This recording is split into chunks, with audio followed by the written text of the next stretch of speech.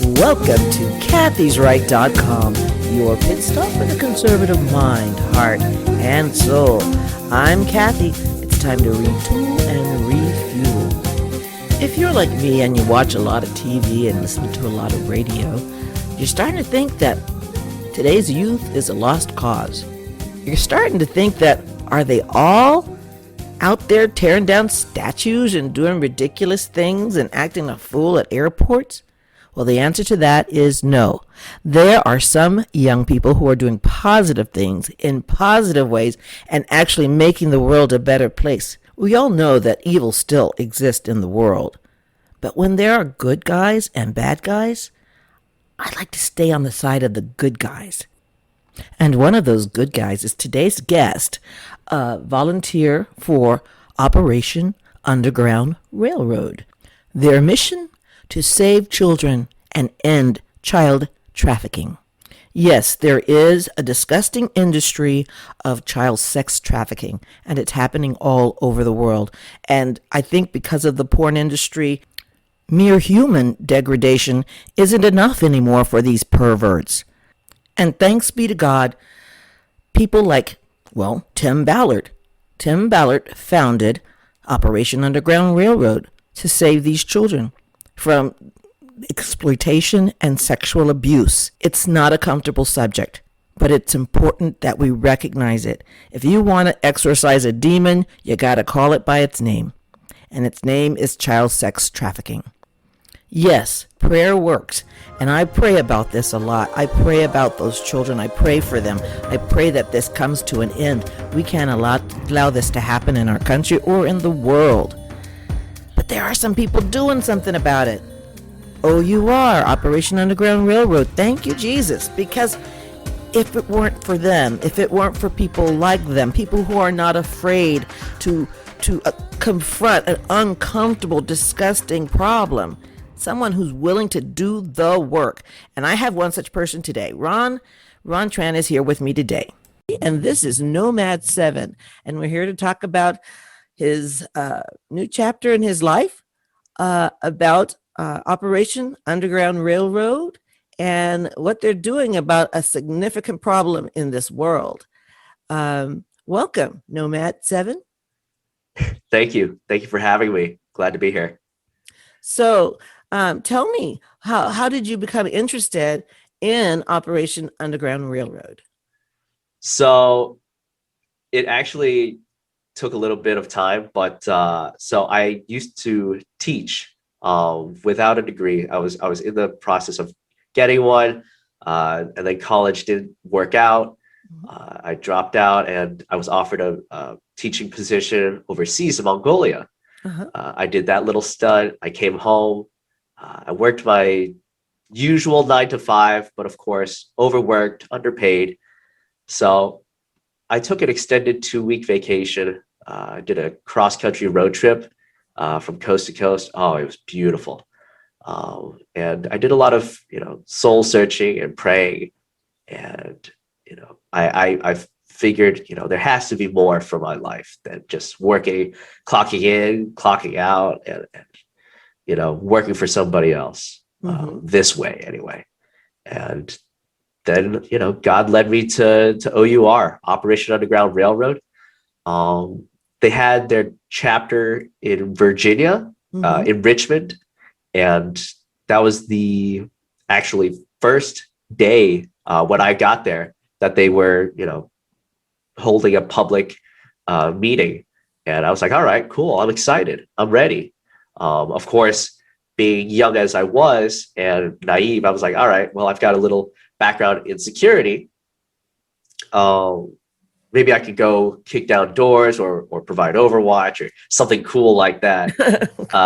But that didn't turn out to be the case. Of course, they have their own strict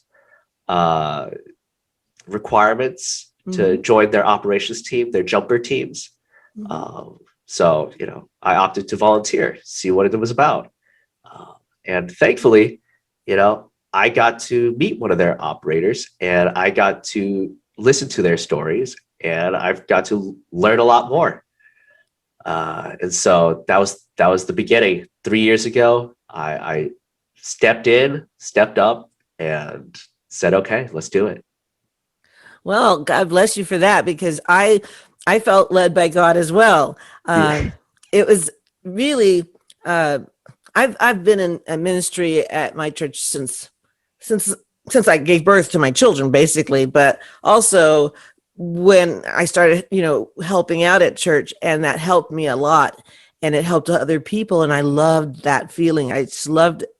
There is a feeling that comes with a joy that comes from um, helping someone and serving others that is inexplicable except for in Christ for me. Absolutely. And Absolutely. so when I personally was very naive. I didn't know that all of these horrible things were happening to children in the world. I had no idea while I was raising my children. I had no clue. And so I thought, oh my gosh, I got into my art, because that was kind of my escape to get away from my kids. Yeah. It was like, when you do your art, you're kind of present in the moment while you're painting. And just Yeah. like golf, I golf too. So it's like you're in that moment. All you think about is that brushstroke, that one there. But then I discovered the horrendous things that were happening in the world, basically online and on TV. And I didn't even have an Right. inkling. And then I was thinking, what can I do? What can you do? And I'm like, you're young, and you must have gone through something similar, though. So actually, kind of. Um, it's a bit of a story. So back in high school, I think I was like around 15 and a half, 16-ish. I just got my uh, license or something like that. And so here's the thing. One of my high school friends, we grew up since middle school, Mm-hmm. decided to run away during a spat with her mother. And it got a little concerning because her mother was not able to reach her, find out where she was. Um, None of her friends, allegedly, they didn't know where she was either. Mm-hmm. And me being the personable guy that I was and am with my friends, I care about them very deeply. Mm-hmm. And so when I heard that, there were search parties being drawn up to look for her, door to door knocking, I couldn't do it during the day because I'm at school, Right. but, at night, I had a little bit of flexibility. So being the teenager that I was, I did my best research, Wikipedia, right? Like, where would a teenager run away to? What's the best place to hide from parents? The whole Google search uh, teenage algorithm that you could come up with at the time, And How long ago was this? let's see, graduated so around 2012. Mhm. Yeah, 2012. Yeah. Awesome. Yeah. So during my research, I came upon, of course, your usual like prostitution, and then, what might happen for runaways, exploitation. And then I ran into something called child trafficking. Mm-hmm. And, at that time, just initially I thought, okay, so I know what a child is, that's technically what we were as students, Mm-hmm. still going through school. And I know what trafficking is kind of. It's kind of like cars stuck in the freeway, the highway, right? And Mm-hmm. so, click the link, boom, Wikipedia rabbit hole.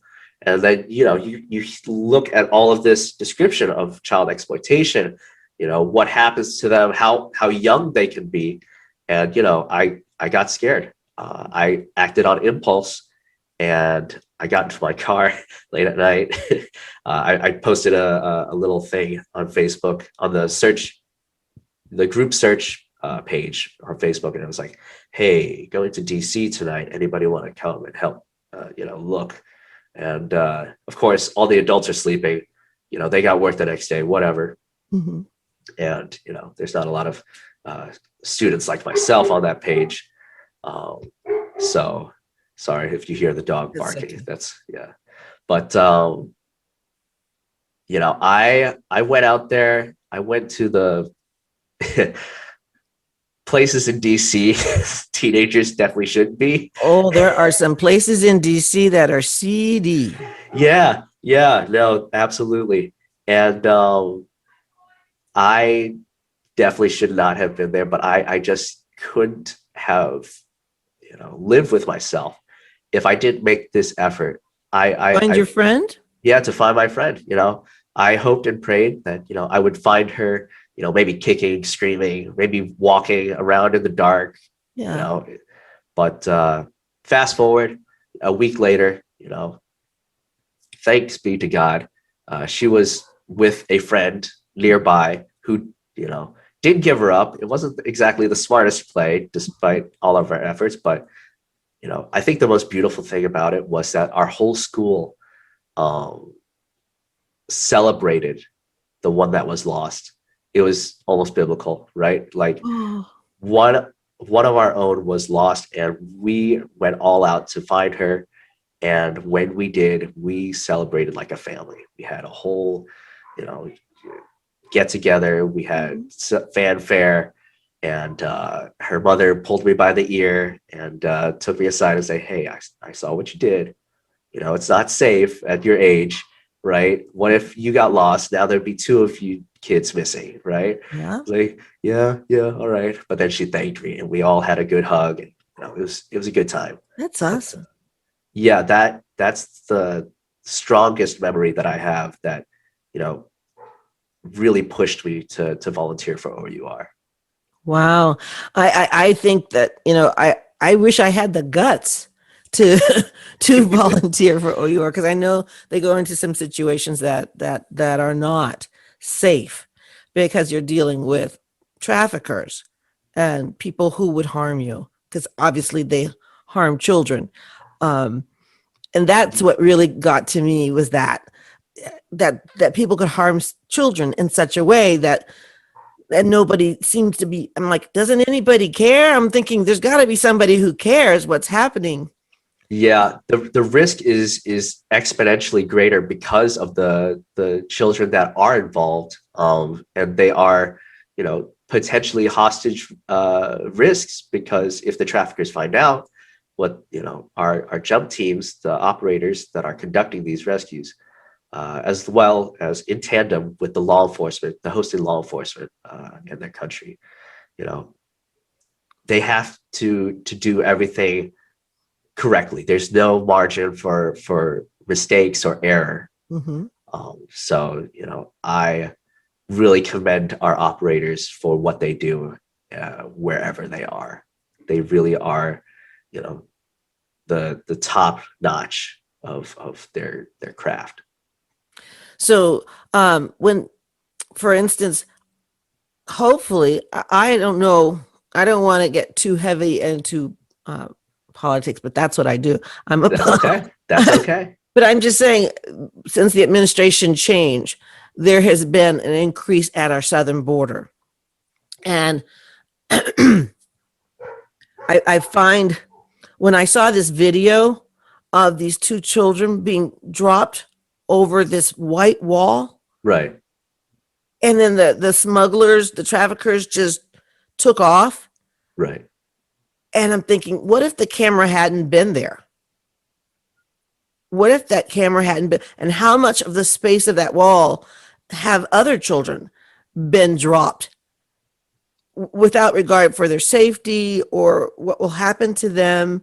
And then I've done some research about what's going on now because now it's not even illegal for a smuggler to smuggle children into the country. They don't even arrest them anymore.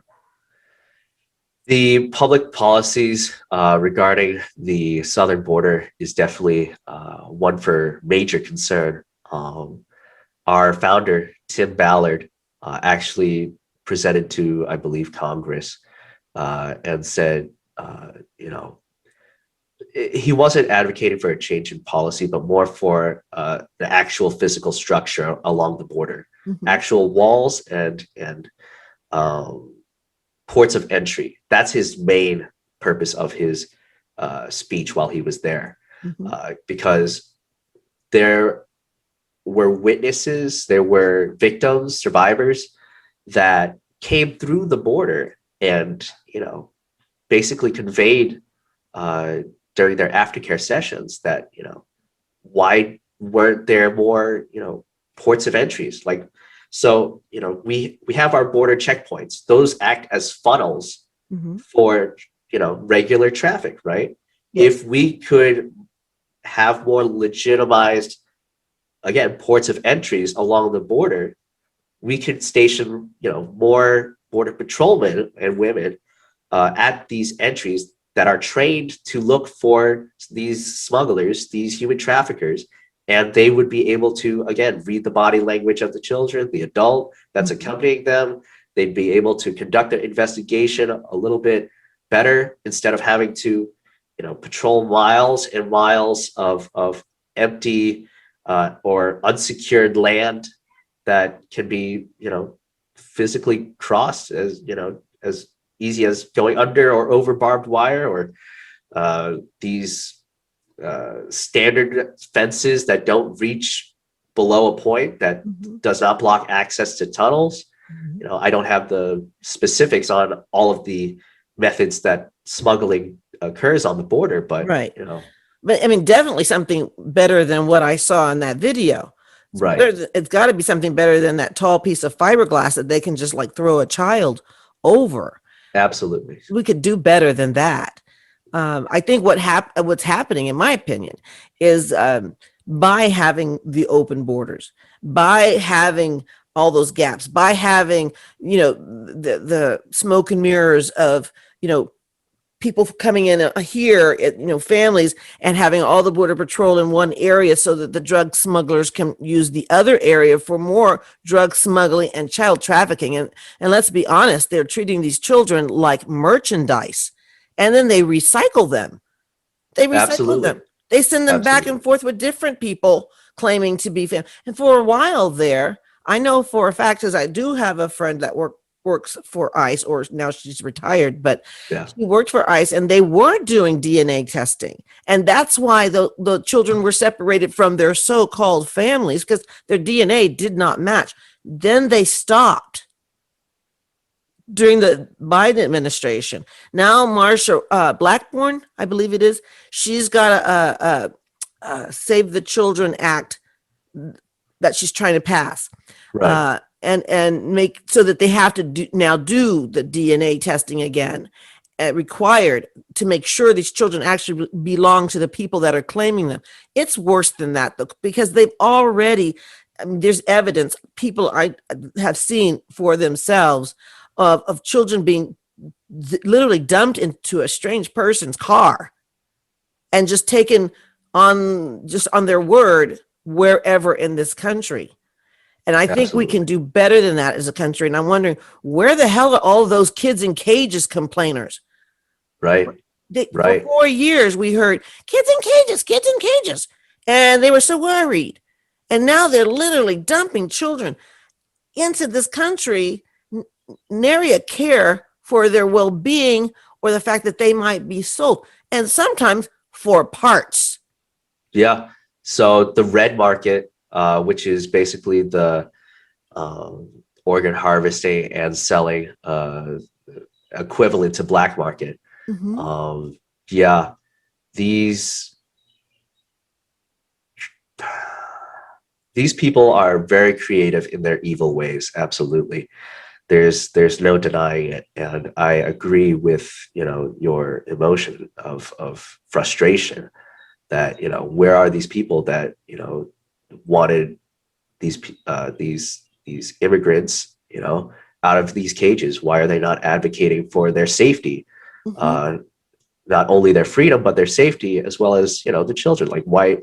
What would it take for them to understand what is actually involved with these trafficking uh incidents, right? Right. What is happening with our border patrol? What do they go through on a daily basis? And I'm not sure how many public reports they read about what happens along the border, but all they see is what the media feeds them. And I guess it's And the the media is yeah, spoon feeding them Like Yeah. they're spoon The feeding them. Yeah, the short attention span of the average social media savvy citizen, just takes the headline, takes the picture, spreads the word. That's it. The lack of consideration and concentration enough to Mhm. actually do independent research, to actually ask the questions that need to be asked, like why are we still, spending billions of dollars on defense instead of home defense, right? Mhm. Why are we spending, for example, this upcoming uh, package of a few $1 billion, right? Trillion. Trillion, correct, right. Where did we get this and why is it not being, used Why are to we sending address? money to countries that hate us? So, yeah, again, foreign policy or foreign aid packages, right? Why are we not more, nationalized centered, right? Like about why are we not concerned about our unsecured borders and the civilians or that cross it, regardless if it's exploitation or on their own free will, right? If the citizens, right, that you represent are concerned about their safety, what Like they effort is being say, made? Yeah, like they say, what effort is being made? I'm not seeing very many. I'm not Um, seeing the outrage. I'm not seeing the same constant. It's like it was like a motor engine. They were going kids in cages, kids in cages, kids in cages, kids. But it was like that was just a talking point that they just reiterate. They regurgitate what they've been fed, right. spoon fed on the television by left leaning. Uh, I would call them propagandists because they don't talk about truth. They don't do investigative journalism anymore. Because if they did, they'd know what we know. It's all very opinion based, and that I find is rather deadly to any sort of actual uh, workable solutions, right? Mm-hmm. Um, Now, I'll have to separate really quickly Mm-hmm. that OUR, from Mr. Ballard's perspective, just wants physical points of entries, which include walls, for the safety of, again, the children that are being trafficked through, Mm-hmm. right? Uh, my personal opinion, um, honestly, I agree with his statement. I also agree that I agree as that well. yeah, I agree that Biden's policies regarding this issue is not effective. I read an article not too recently, a few months back, where uh, I think he's suspended. He says he's suspended Mm-hmm. this uh, program called Operation Talon, and that was where they would. I'd have to double check the notes, but they would have agents dedicated to finding uh, illegal immigrants that were repeat sexual offenders and Wow. ensure their exportation or expedite their exportation. Right. Again, I'll have to double check the notes, but I think that's definitely something to look into. Last time I saw it, I think like 18 AGs were trying to push back and get it restarted again, Mm-hmm. but that was the last time I checked on it. So, Wow. I'm thinking. I'm not so sure, but I think I think it goes way deeper than what we're seeing. I'm not a conspiracy theorist. I oh, absolutely, I But at the understand. same time, a lot of those conspiracies came true. Um, and I'm just worried because I'm worried for a country, but I'm worried for children worldwide because I have a friend, he's been on my show, Danny, and he says in Greece, it's a severe problem, child trafficking. There's areas in Greece, in Athens specifically, where it's protected by, I don't know if you want to call them cartels over there, but whatever the criminal element is. Right. But there are children that are being abused sexually there and all over the world.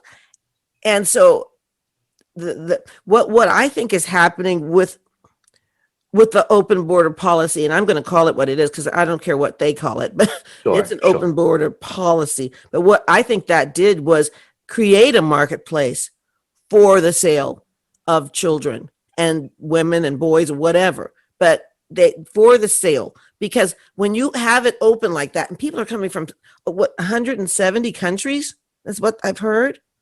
Plenty of countries. Yeah, Absolutely. they're just filtering, not even filtering in, they're just coming in. We don't Right. know who they are, we don't know what they want or for what purpose they're here. However, when you're saying, oh, children with no parents, you got to be suspicious. You got to be suspicious on the side of caution, right? So yeah, so this is a really great caveat to what I'd like to say next, because America is one of the top consumers and producers of child sexual abuse materials. You know, we are the demand. If there wasn't such a need for demand, there would be a need for supply, Mm-hmm. and that's a major reason of why they're coming through. If you look at the Polaris project, they have a heat map of all of the reported calls. What is the Polaris Project? The Polaris project is a really great resource and website that documents a lot of the hotline calls, the human trafficking hotline calls, and all the reports, and they give it extensive breakdown state by state, and a lot of the demographics that can be publicly disseminated. And they have this map, a very blobby heat map, where it says, look, the hotter it gets, that means that's where a lot of trafficking is reported. And for Virginia, you see your concentrations. Nova, you got Richmond, you got I think Newport News, Norfolk area. But when I looked at it, I was looking at it from an educational perspective. I was like, okay, so the cities, they have some education on it. They know how, they have more programs, they have more organizations that can teach it. Mm-hmm. What about the countryside? And I look at all the countryside, I look at all of these reports, and I go like, the traffickers, they can go unnoticed. They can go completely unnoticed. They can conduct whatever they want in the countryside. Mm-hmm. And there's not anyone to report it, because the people in the countryside, God bless them, they don't know. Mm-hmm. I'm out here in West Virginia, right? You see a little sign here and there, but out here, where in some parts, opioids are rampant. You have parents that will sell their own kids, American citizens selling their own kids to get the money for these opioids. There was a case that is publicly known where in a little suburbia area, right? Mm-hmm.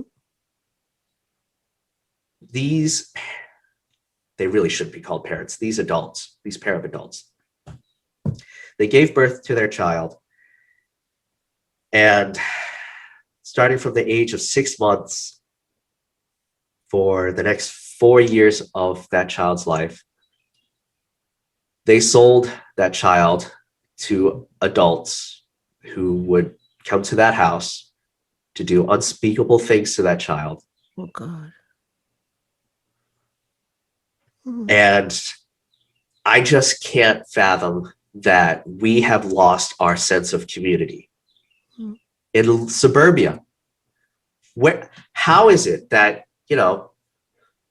we as a community have lost touch with each other? We have become so cold and so callous to each other, where, we don't notice that these two parents with their kid never brings the kid out, or, they have cars coming in at strange times, and it's always different cars. No one looked and established a pattern. No one saw red flags. No one decided to report it in, or if it was reported in, maybe that's the fault and training of the department. I don't know the details on that end of the case, but imagine. So they were doing this for their drugs? Yeah. Well, the drugs, obviously, Oh God, it's But depraved. imagine 6 months. What that's when I talk to average adults, Mhm. about child trafficking, they go like, oh, well, 16-year-olds, 15-year-olds, they mature pretty quick nowadays and they know what they're doing with social media. But I have to ask them, like, with this case, baby, 6 months, not even a year old yet. And for 4 years, what? And then you have a very special community that believe age of consent should be lowered to 4. Oh, That's a very special community that special. I, yeah, I have to say it lightly, but I it know it you're trying to be nice. I think I don't know how anybody could. I mean, for a normal person, you when a baby is a baby, everything instinctually, I would think, wants to protect the baby and also protect the innocence of the baby. How could anybody even be depraved enough? But here we are. People don't understand, and I don't know where you are on this, but people don't understand the extent to where the disconnect between love of humanity.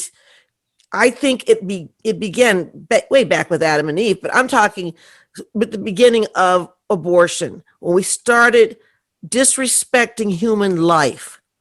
And the ramifications of that have been people who can do mass shootings. I mean, disrespecting human life.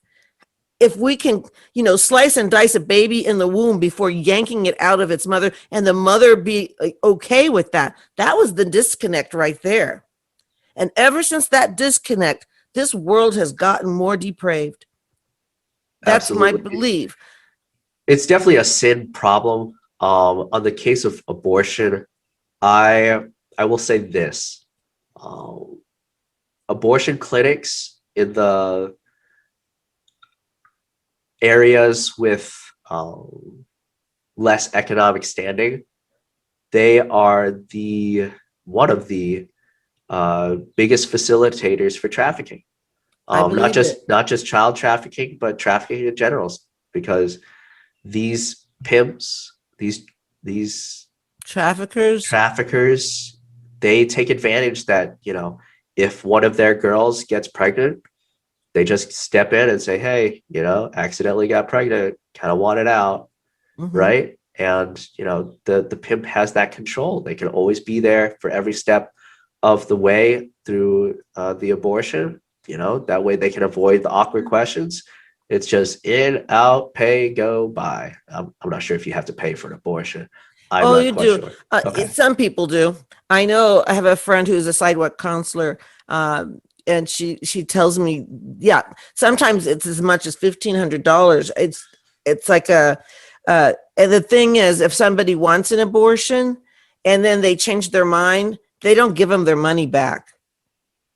They It's yeah, for so much of a program to help the people, they're not profiting helping off of they're anybody. profiting off of it quite a lot, Yeah, but the right? whole thing is, well, my point is, that's where the disconnect happens when the Right. mother doesn't care for her child enough that she will kill her own child. Then, of course, it stands to reason that if the child is born, she will sell the child. Right. It's that Right. that's where it's just that was the birth mark, if you will, of a lot of the world's depravity. I believe when you can make that disconnect as a mother, as a human being, as a father.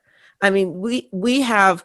I know we have Rachel's Hope, Gabriel's Project. I'm a Catholic. I don't know, but anyways, but yeah, we have a lot of ministries that are set up for people who are victims of the abortion that aren't actually the aborted child, which is Right. it's the worst of it, Right. but the fathers who have no say. They have Right. no say when that my body, my choice. Except for Right. now, when it comes to getting the jab, now it's like Or everybody. the draft. Yeah, yeah. Except for now, it's all about science now. But it wasn't about science when you actually have an operation to kill your child. But I'm just saying, I'm not turning this into a pro-life thing, but it is about pro-life. I think the most pro-life thing you can do is to save children from trafficking. I mean, Right. because that's a complete disregard for their life. That's people who traffic and who abuse children. And I'm not going to even, I'm tired of using the word sick. It's almost a euphemism for what they do, because I mean, sick kind of implies mentally Yeah. ill. Oh, let me tell you. So there was a documentary that tried to gain more sympathy for pedophiles by saying "I pedophile." I think that was the title for it. And oh boy, that was a kicker. Let me tell you. And then when I think it was Netflix, yeah, Netflix came out with their movie Cuties. It was Oh, I sat yeah. through almost half of it and I could not take it. I Oh couldn't yeah, take it. It was like, oh my yeah. gosh, these little girls acting like in sexual ways. And how is that cute? You Right, know, I right. can you remember when you were a kid, were you able to, I wasn't allowed to act out. I wasn't allowed to walk out of the house unless I was covered up. I'm telling you, today's societies and uh, their they put their fetishes and their on a pedestal and push it towards society, and it influences our younger generation that don't know better and are easily manipulated into thinking this is normal. Mhm. You know, on the topic of pro life, right? If I think I agree with the argument that if we want to get rid of abortion clinics, let's start upping the education on sex ed. Now I want to be very careful because UNICEF, oh boy, UNICEF, they released and retracted an article where they did a research within I think 19 European countries and showed children under 14 pornography. And they yeah Why? for it because they claimed that denying a child viewage of pornography is a what did they say? Um, it was assault on their human rights or something like that. Oh my So goodness. yeah, under the guise of human denying their children porn as a breakage of human rights, they said, show them porn. They're not ill affected by it. Okay, bud. Okay. I think that porn is just an Well, I think the pornographers are to blame for a lot of what's going on. Because thinking about it, you can't unsee things. right. And once you see things that you probably shouldn't see, because things you shouldn't see those things. Nobody should see those things. It's hard to unsee them. I once saw a movie. This was a Hollywood movie. I'm not going to even say the name because I don't want to give anybody else bad dreams. But I Right. had this movie that I saw, and Robert De Niro was in it. I'm really mad at Robert De Niro. He ruined Goodfellas for me because Oh, I love Goodfellas, and until he started talking, and then I can't, when I watch it now, I see the character he was playing was not too far from the dude, but but yeah, when I saw this movie, he was in it, but he played actually the priest in the movie, but. right. Movie, it was so disgusting what happened to these children who were put in this detention facility, Right. Right. and I remember because I couldn't sleep. I thought it was just going to be a regular movie, and I said I was a film major. I can watch anything. It's not going to affect me. And I couldn't sleep. And then I was thinking I couldn't unsee it. And they didn't Right. even show anything. They just implied Yeah. everything. And I literally, it took me months. Every time I would go to church, I would be praying, please God, erase all memory of that movie from Yeah. my brain because it was so hurtful and disturbing.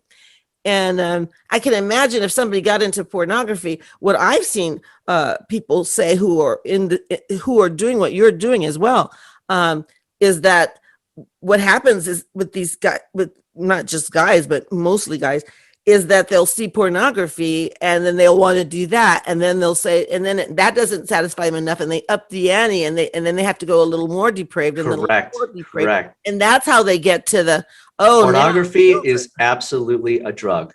It's Mhm. absolutely the new drug. And I stand with the program Fight the New Drug, which, is a huge testimony as to why pornography is first of all, addictive, and secondly, abusive. Mhm. And, it exactly says, as you have stated, when you go for that first high, you come on down and then you go for the next one, but you can't reach it. So you go for something a little darker, a little rougher, a little bit more exciting, right? It's like the gateway drug to. Right. And so here's the thing. Mhm. Pornhub, I'm not sure if you've heard anything about it, but it is under a lot of fire. It is being investigated so hard, especially from the Canada side, because that's where one of their host servers are, I think. Mhm. But Pornhub, for years, have been sharing rape videos, underage rape videos. And from the testimony of their executives, from the very words from the very man in his mouth, he said, all videos are manually moderated and approved. So that means they knowingly approved the uploads and the content for child rape videos. Now, there's a case where I believe, 14-year-old was raped and recorded, and it was uploaded onto Pornhub, and people made, or rather, the company made money off it. It took about, I want to say, 7 years. Again, I'll have to double check the numbers, but it took about 7 years of legal fighting just to get the video down. Now, first of all, that's a whole mental scarring that these victims will tell you. They're scared someone might remember the video, they might see the video. Where else has it been shared, right? Um, they they have that reputation now that they've been on Pornhub, right? And their name is no longer safe, right? Possibly. Um, and for 7 years, that Pornhub profited financially off that material. Are they still open? I mean, have they been shut down? They've been backpedaling so hard ever since the launch of the investigation in Canada, and there's a big movement here trying to. This is apart from OUR. Mhm. There's a big movement here trying to get Pornhub investigated from the U.S. side, the federal side, Mhm. so that again, these executives can be held accountable, and the uploaders can also be held accountable. But this leads me into a very important topic, the Earn It Act, which we will be holding a public seminar at 1 p.m. Eastern Standard Time today. Yes, I'm There, hoping to join the Zoom there. oh yeah, it'll be recorded to share as well. So I really hope that you jump on in for that one. I will But definitely share. perfect, please do. But this act will give law enforcement a more proactive approach to conducting investigations regarding crimes against children, sexual abuse material, without there's a big argument from the bigger tech industries, like, oh, this is going to jeopardize privacy and all that, but they have no grounds against it. They have no grounds. They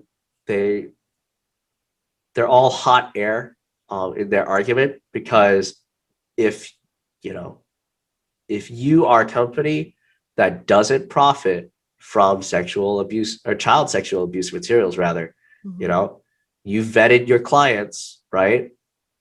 What do you have to fear?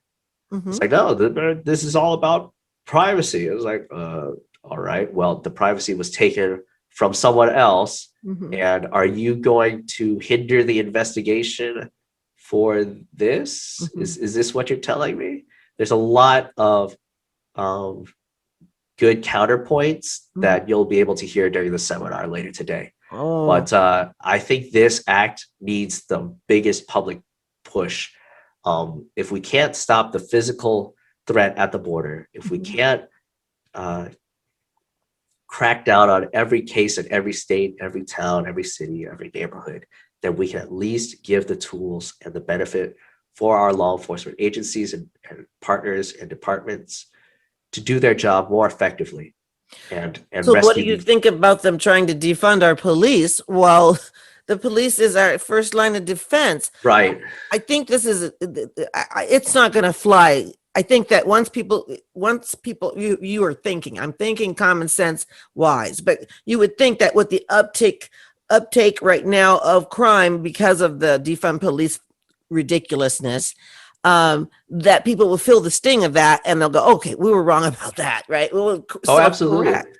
I think there was a article string rather, where Baltimore P or yeah, Baltimore City um, did that avenue where they defunded the police, and a lot of cops either walked or had different or reduced hours or whatever, and there was a huge exponential uptick in crime. Yeah, And it was surprise, like where, surprise. and then the whole city leadership was like, where are our police? And then it was like, oh right, we defunded them. Duh. So defunding the police, I understand, was a knee-jerk reaction and a very livid uh, and hotly discussed topic as it is I still. think it was a punitive thing. I think they were saying, oh, well, this police officer was bad. I mean, there's going to be a bad one. Out of 100 people, there's going to be a one bad person, period, in any given organization. What What? Yeah. we're going through now is exactly what the Catholic Church went through, 10 years ago with the huge scandals and the abusive priest who are gone now, thank God, but there's still, I am a Catholic and I will be a Catholic till the day I die. And I will not leave Jesus because of Judas. So tell uh me about R. Tell me, you know what I did before I decided to put my artwork in Art for R? Art for, sure. is that how Oh, you, you are? Yeah. yeah, I just spell it out. That's me. yeah, OUR. Maybe that sounds better. Uh, yeah, but before I put my artwork in OUR, Mhm. I was thinking about it. I said, what can I do to help save children, from the comfort of my home? But Right, basically, absolutely. what can I do? I have to contribute in some way. And what do I do every day? I paint every day. So I thought maybe how can I? Then I saw in the OUR website art for OUR. I'm like, Oh, oh, absolutely. yes. I mean, I can do something. I don't have to. I mean, I'm too scared. I'm a scaredy cat. I'm too scared to go to the border. I'm not going to get on a motorcycle like you do. Please don't. Please don't. So yeah, I'd love to be on a motorcycle. Just to reference that really quick. Oh, I yes. don't I don't have one. I just love taking pictures of them. I But love it. so yeah, You're funny. you're welcome. But as for art for OUR, it's a great website that helps support OUR through artistic means. It doesn't just depend on what you can paint or color or draw. It's crafts too. Mhm. If you go through the website, there's a whole selection of handmade items made by various people across the nation. I think even across the world, from our other supporters out there. But you know, the proceeds from the sales goes straight to OUR, Mhm. and OUR needs all the funding that they can get, right? Because they have three different departments that they have to manage: Mhm. operations, conducting these rescues with the inviting law enforcement Mhm. agencies across the nations, Mhm. right? Aftercare, all their partners and the survivors that they rescue need supplies, Mhm. and that includes legal fees too, for the prosecution of the traffickers. Mhm. And of course, the least spent on is the volunteer side, which is what I'm a part of. Mhm. And we would love to be able to push with OUR, more marketing strategies, more PR visuals, aside from documentaries. Like, we'd love to run commercials about OUR and say, hey, join the fight, get in, let's go. Something like that. But all of the funding, well, a very big majority of the funding goes to the first two departments, operations and aftercare. So, art for OUR is a blessing to see. I think it was very much inspired by one of our volunteers, and we depend on our volunteers for their kind of creativity, right? From whatever talents that they have. I know in Florida they're gonna host a motorcycle ride that I can't be there for, but I bet you want to be. I want to be there so badly. But that sort of creativity we love to be able to share, encourage, and see grow. So I think it's a worthy cause. Before I decided, because I've heard, negative things, and I'm thinking, what negative things? Well, there was rumors, and whenever you try to do something good, right, there's going to be somebody that tries to throw a wrench in it or say something bad about it, or actually it's kind of Satan. Because basically Satan's gonna say, oh, we can't be saving children, there's got to be something wrong here, right? And so I looked at all of the negative stuff as much as I could find to see if there was a reason to talk me out of contributing, and I looked at it all, and I was so convinced to be a part of OUR after watching the bad news that was going around. I watched it all. It was disgusting, but when I looked through it and I filtered through it, I'm like, oh my gosh, this is so diabolical. It was like what they tried to make it look like it was all about money. Kind of like UNICEF, which is really all about money, but this is like, okay, it costs money to live. It costs money to do these operations. It costs money. And then especially like with someone like Tim Ballard, you think he's doing this 100% of his time is going towards this. This is the same thing they did to Candace Owen, by the way, when she started coming on the scene, and she would charge a fee after a while because she's spending 100% of her time, doing speeches and debates, and so if you're spending that much of your time, how are you going to pay your bills unless you get some sort of financing?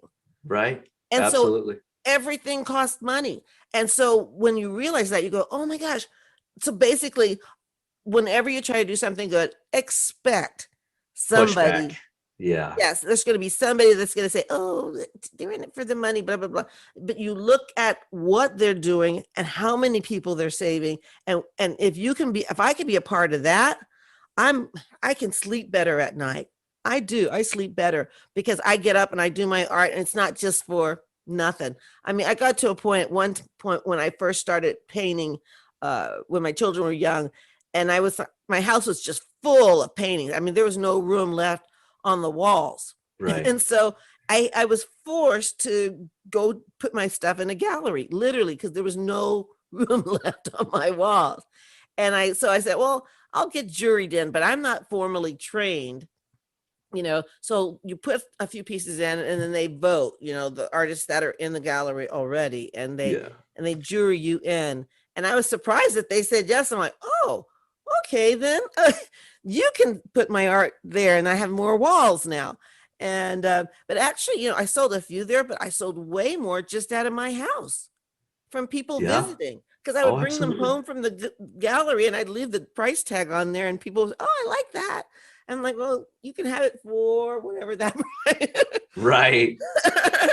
But then I thought, this is a way to do some good. And I love what OUR is doing. I love that they're saving children, because this industry of trafficking is about to surpass the illegal drug trafficking industry. Surpass it. That's how many depraved people are in this world. So yeah, it's discussing the depravity of man, and the economics of it.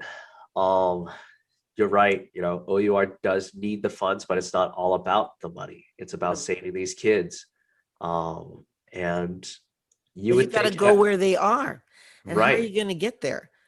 You would think that, um, a lot of people would be open to, helping an organization that, rescues kids, or at least learning about how to be involved in their own community.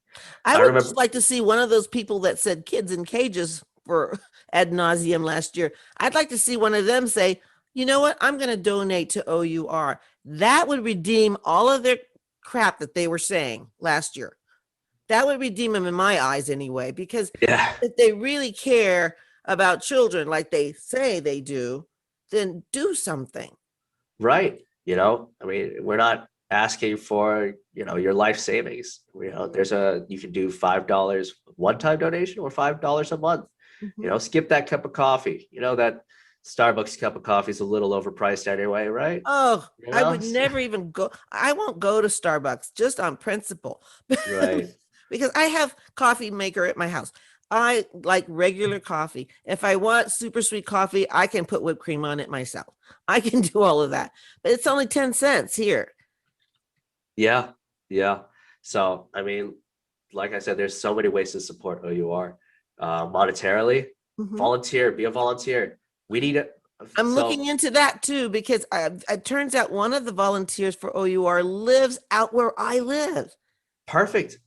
If you go to planyourrescue.org, Mhm. that's the sister site for OUR. They have Mhm. a map where all the team leaders are, and their we'll call it jurisdiction. And you can find the team leaders, get LinkedIn. What I'm after particularly Mhm. are finding more leaders for the places that we aren't covering. Mhm. That's This is why I love traveling. This is why I'm a nomad, right? Mhm. I want to go out there, meet people, tell them my story, hear their story, and let's live life together and get in this great fight, because This is the best fight. this is the best fight. I cannot fathom a future where I have to worry about my kids and their technology, their fangled technology, because I didn't grow up with it. That's an excuse. That is Yeah. an excuse from the bottom of everyone's heart, because you didn't grow up with a car. Mhm. You were born with a car, and you didn't like live with it as a pet, and grew into, now you use it. You had to learn it. You had to Mhm. learn defensive driving skills. You had to learn how to be aware. You had to learn your own limits, like, hey, I'm getting tired, I'm getting a little drowsy, let me pull over, right? Mhm.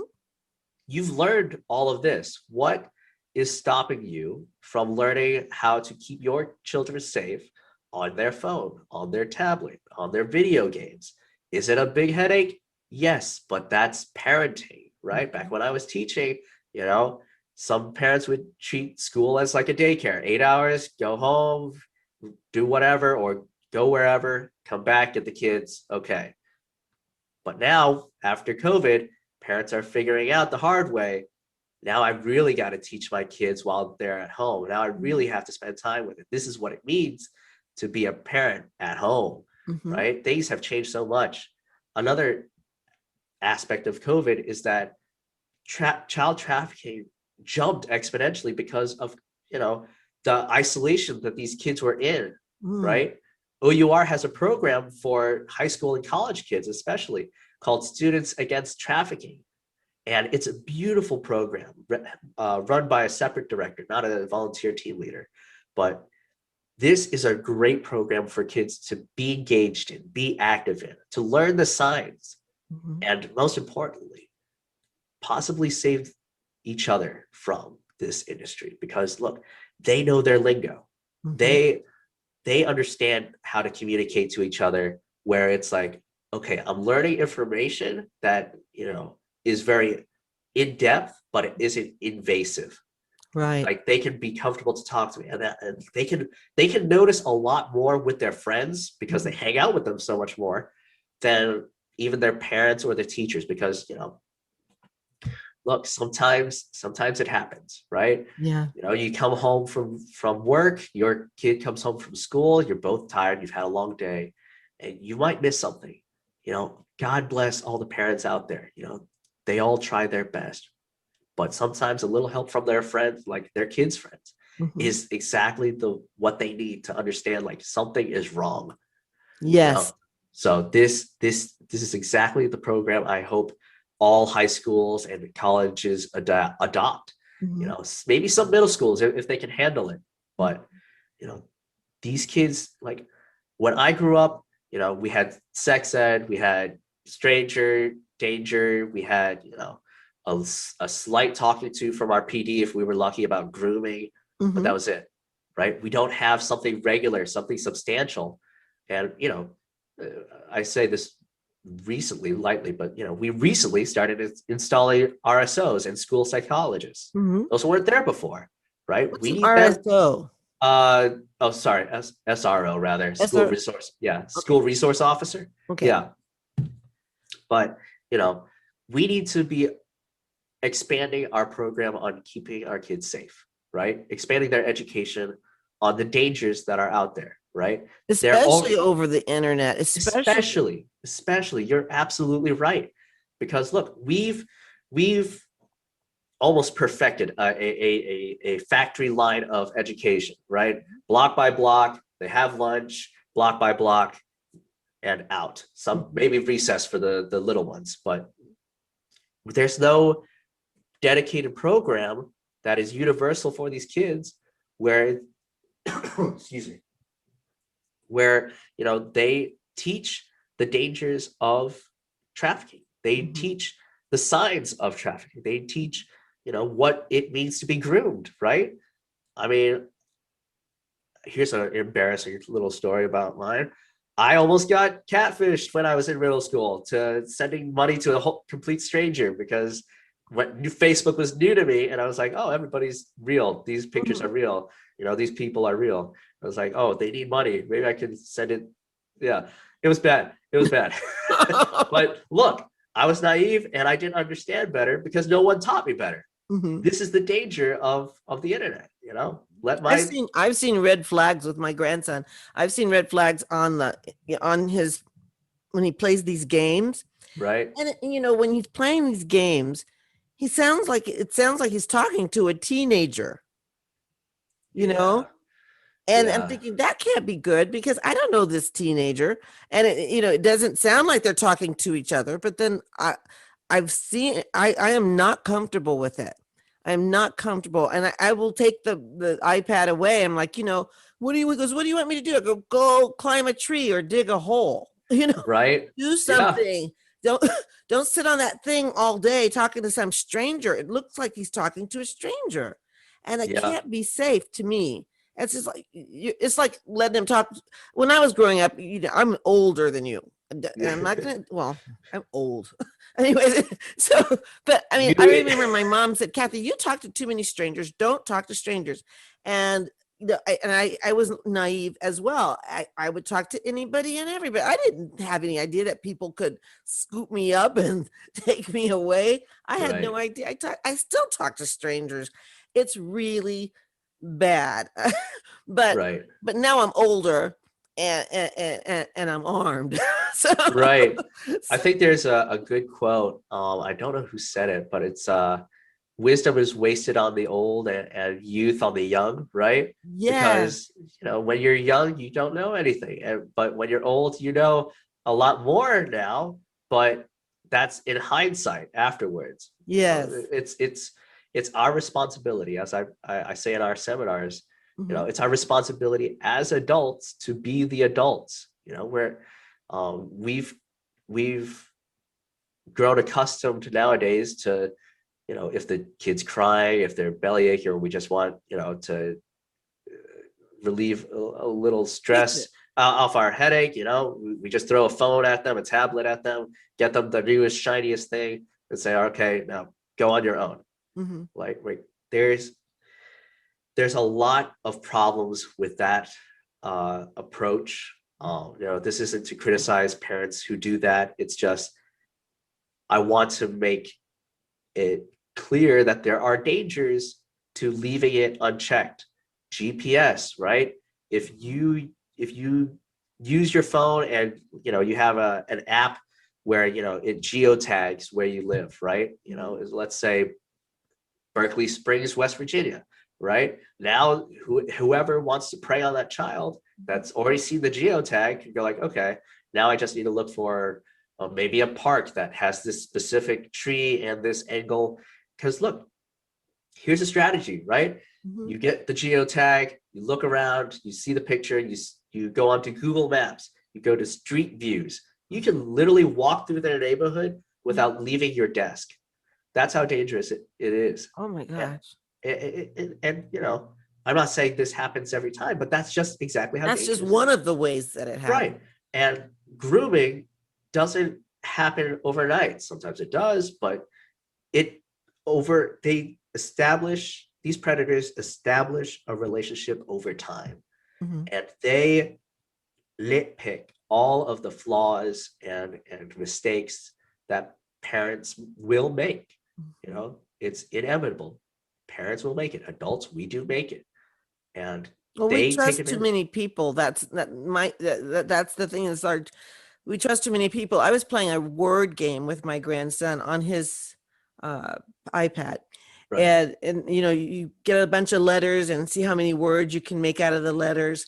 And this is it's been fixed since this was a while back, but we were doing this word game and then a commercial came on. It was pornographic. It was a kid's game we were playing. It was a simple little like 5 letters. How many words can? Yeah.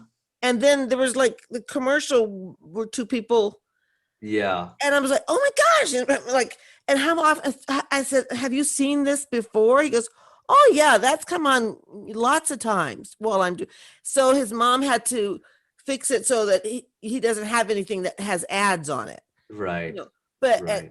but it was just so disheartening. That's another. It's like all these things led me to OUR because I started seeing the dangers for him, and I'm thinking, how do parents not know? When my son was in Korea, and he wrote to me about something he found on YouTube, and he said, "Don't let honor, don't let your don't let my grandson." Watch this kind of program on the YouTube because Right. it gets graphic while you're not looking. Right. And he showed it to me and I was like, oh, it was it was awful. It was something grown-ups shouldn't even be looking at. So they're insidious. It's diabolical. It's insidious. They sneak things in. Why do they want to make children's mind corrupt like that? What is the Can you payoff? imagine that YouTube is a, is practically a softcore porn site now with their naked yoga programs that they hold publicly? I mean, like, Yeah, you know, that they can hold that publicly, but they will censor. demonetize. Yeah, they will demonetize. They will censor everybody else. Like your YouTube is, there has to be an alternative. There has to be an alternative that is safer for our kids, or you know, parents have to get wiser and make it safe for their kids. Yeah, there's So got to be more alternatives. I've tried. I mean, I do Facebook. I mean, that the only way I that I know to promote my show and my blog is through social media. I don't have a billboard anywhere, you know. yeah, And so I'm thinking, how else do I am I going to get the word out and things like that? So I'm forced to really use it, but at the same time, I'm trying not to let them use me yeah, because that and they are using every one of us. I mean, you would think, why don't they delete people that are so terrible? Like they put me in Facebook jail all the time, and my yeah, and all my friends, we're all jailbirds basically from Facebook.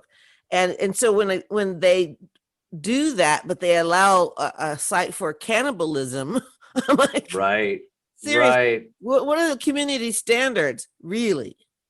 What are these? Honestly, I want to see these community standards. I remember Facebook completely deleted my account because of how active an advocate I was, public advocate against child trafficking. And I was really disheartened for a little while because I had 10 years of good photos, all my friends on there. Mhm. Um, you know, I could care less that, you know, I lost a lot of my friends' listings. Mm-hmm. But those pictures, for me, pictures help where memory forgets. Mm-hmm. And I wish I could have them back. But Facebook, one day, Oh, they're one going to day, cancel me eventually. I'm sure. I'm sure. But I don't. I mean, we're on a fixed income. We're retired. I don't live and God breathe bless. God because bless. Enjoy that life. oh yeah, and we do exactly what we want to do, and so that's the thing. But this is my cause. Basically, is to spread the word that yeah, I'm a sinner and I still love Jesus. Yeah. Basically, and to do whatever good I can do before they cancel me, because they cancel all. Uh, If they don't agree with you, they get rid of you. yeah, Yeah. and that's too bad for them. But you know what? There's a nice warm spot waiting for them one day.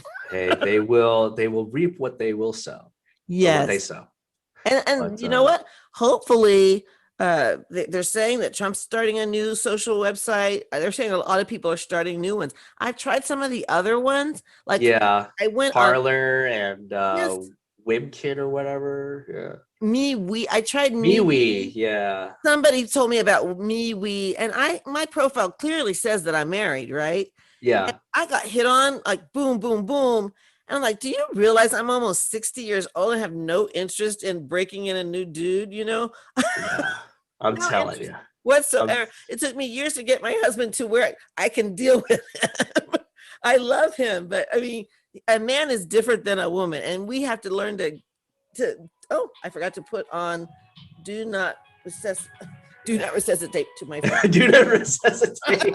Oh boy, those DNRs, those pesky DNRs. I'm turning it off. Yeah, I call it do not resuscitate. Turn it off. That's funny. But yeah, those things. Yeah, I'm just waiting. The day will come because that's how they are. And all good people get deleted or go to Facebook jail. The bad people get to stay though. They get to say whatever they want. I don't know. What is the cost for progressiveness, right? Like what do we really like? What Are are we we giving up? going for? Well, you know what they're going for. What are we sacrificing for the sake of so-called humanity, right? Like, Yeah, so called right now. yeah, like we're putting our kids in the crossfire because we bicker as adults and we can't come to a solid conclusion or compromise, and it'll be our kids that will suffer. And They so, will. They this will is suffer. Our grandkids will suffer because of egos mostly. Um, exactly. it's egos and arrogance. It's like now I've got I don't have to, but I guess young people have to learn all these new pronouns. And oh I'm my, not. I'm I'm not. not gonna do it. But Personally, I'm not. no, still, Bruce Jenner is still a dude in a dress, really. He really is. I don't have any animosity towards him or anybody who's struggling with that um dysphoria, whatever they're going Yeah. through. Yeah. But I feel sorry for them and compassion for them, but I'm not going to go into the delusionary place with them. I'm just not. I am not that girl. I am not going to say, okay, you feel like, when I was a little girl, I wanted to be a movie star. And then you know what? I grew up and I took film class and I turned out to be a terrible actress. I cannot act to save my soul. Yeah. I saw myself on the video doing the scene. I'm like, oh, I'm terrible. I'd love to be an actor, but at this time of my life, my congestion just would not be fit for the screen. I hate the sound of my own voice, so I'm Oh glad I my can't. gosh, you have a nice voice. Oh, I appreciate it, but when I hear it back, it sounds terrible. Well, I feel like if I do this on the microphone, I can make it sound really good. This is Welcome to Kathy. 101 Smooth Jazz. Oh Yeah, I hear yes, you it. got it. You I love got it. jazz. Oh man, I miss music. I miss listening to live music. I can't wait Oh to get back. yeah. We had a brief interruption, but welcome back, Ron Nomad Tran.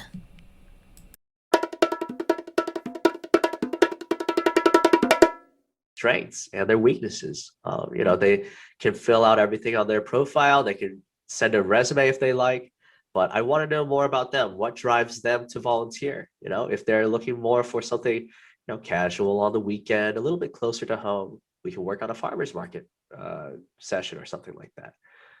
If they're looking to be a little bit more engaged with their community, okay, great. I'll send them a few tasks, such as setting up an event, um, a small event at their, let's say, local firehouse or their favorite restaurant, or get me in touch with someone who can host us, or if they're part of another organization that also fights against human trafficking, we can partner up from a team perspective, and we can launch a co-op education seminar. There's a lot of opportunities that a volunteer can participate in with OUR that isn't limited to fully traveling and setting up a whole rigmarole of an event. Mhm. Um, but so, it really depends on how the volunteer wants to approach their volunteer time. Thank you for watching kathysright.com, fighting the good fight for America. Ron Tran is welcome back here anytime. Yes, another American hero. God bless you. God bless America. Bye.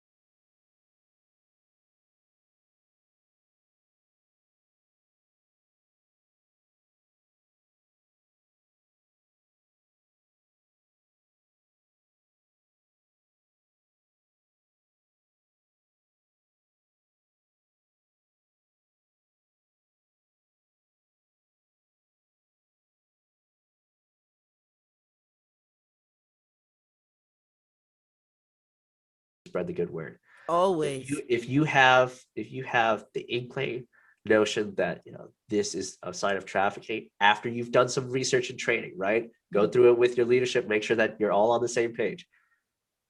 Report it in. If it looks like imminent threat of bodily harm to the supposed victim, call 911. Let them take care of it. Let them do a wellness check. Let them figure it out. But as far as I can't stress this enough, because I've been turned away by ministries who, don't want to hear or, let their flock hear about this. It's very frustrating for me because they're so concentrated on sharing the milk and honey of the word that they forget about the meat and potatoes that actually help, the believer grow in their faith, that help that, they have to understand there is sin in this world and that some of them will need to be called to fight it. And this is part of it, evangelizing, spreading the love and reporting it in as needed. And fighting the good fight. Absolutely. All right. So I got to bounce. Thank you again for your time. Thank you for your time. So much for the interview. I hope you come back again.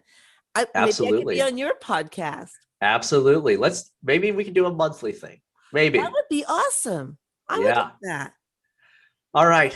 Okay. Bye. Take care. Bye. God bless seminar. you. Thank you. Bye-bye. Bye-bye.